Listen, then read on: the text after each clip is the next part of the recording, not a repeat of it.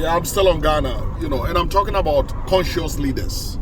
When we talk about leadership, what makes a good or a great leadership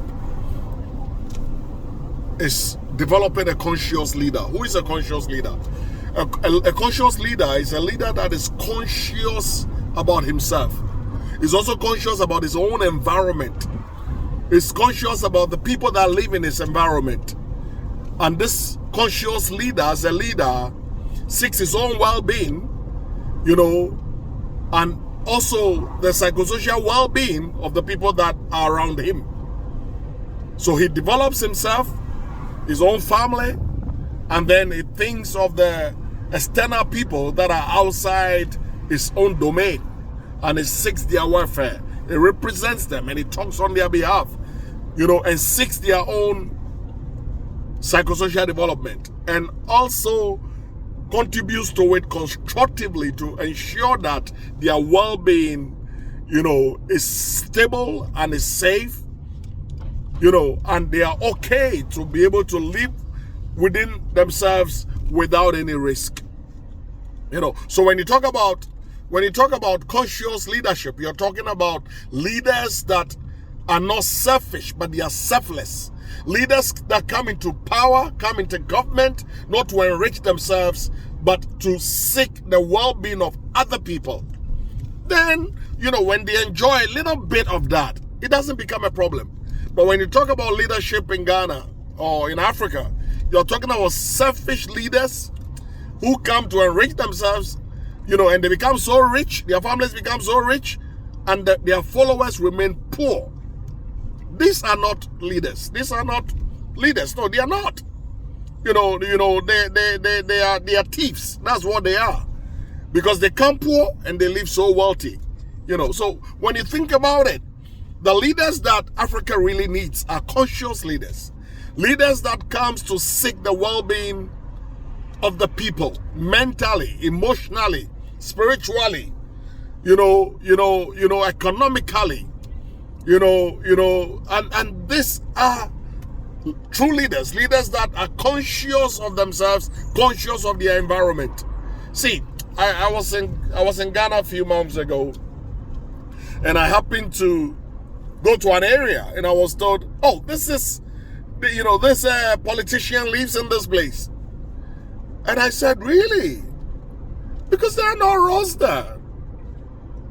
It's a mud road with a lot of potholes that are like deep rivers. When it rains, you have to drive a 4-wheel drive V6 or V8 to be able to get access. And I said, oh wow, this man lives here.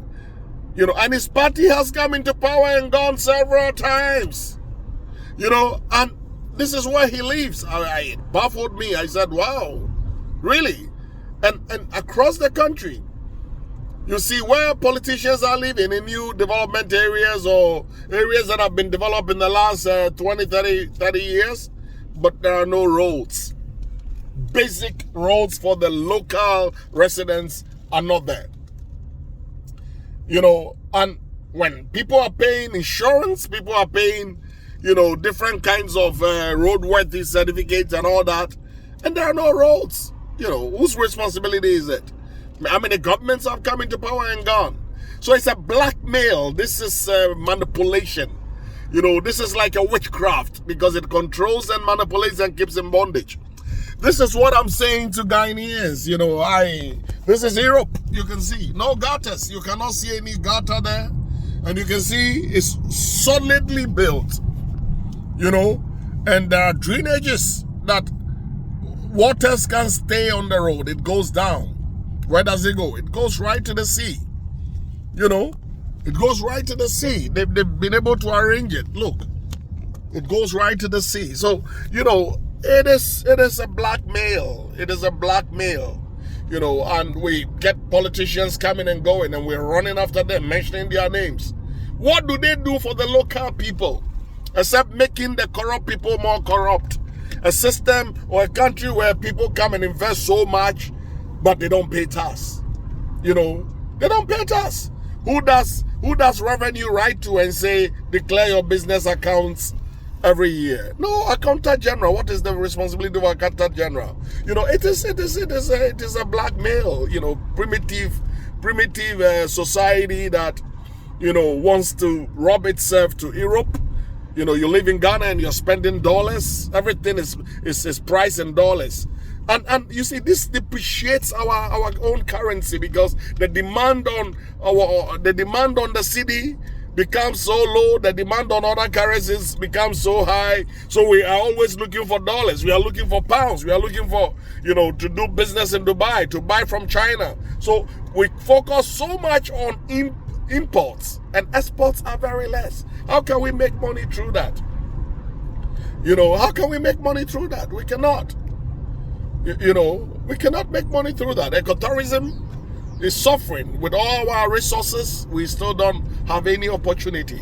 You know, so it's a blackmail. You know, it's like the witch hunt game. You know, mind game. People have become victims of circumstances. You know, and that is what it is. It's a pity that our countries are you know, are managed in that poor way. You know, we don't allow the young people to do politics and come into politics. It's all the old men. No, anything from 60 is not good for Ghana. And it's just a fact. Because when you're growing old, you have dementia, you have your RAS, the reticular activating system in your brain doesn't really work well, because, you know, most of them stop reading and, you know, they stop learning. You know, when my dad was 84, he was still reading every day. You know, you really have to think of the country and the development of, you know, conscious leaders that will come into power, and they will build the country, develop the country, and make it so well. You know, this is what I'm thinking, and this is what I'm sharing this afternoon, that the leaders that Ghana and Africa really need are conscious leaders. You can see, you know, you can see the neighborhood, you can see no gutters, but we build roads with gutters.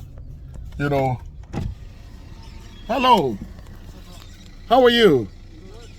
You need help? Are you sure? Is it broken down? Okay, take care, bye. Thank you. Bye. You know, so you can see, you know, the neighborhood, you know, no gutters. But everywhere in Ghana has gutters. And when you think about it, you cannot understand it. Why? Why the gutters? You know, so what is the difference between this place and Africa? Who thinks right and who doesn't think right? You don't see any gutters. You know, so it's a pleasure to talk to you today. I'm home, and let me leave you alone, and let's think of conscious leaders in Ghana. Bye for now. Boom.